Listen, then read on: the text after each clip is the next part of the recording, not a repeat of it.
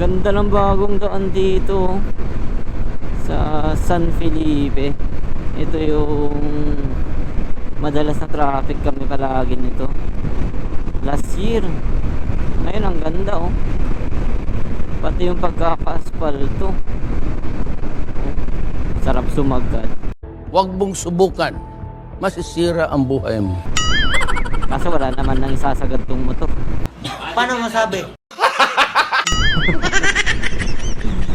Honda Click lang ang gamit natin mga paps.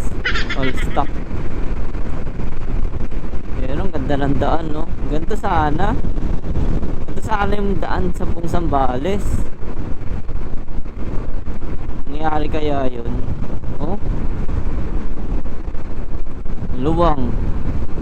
Walang poste sa gitna o sa gilid. Oh, di ba mga paps?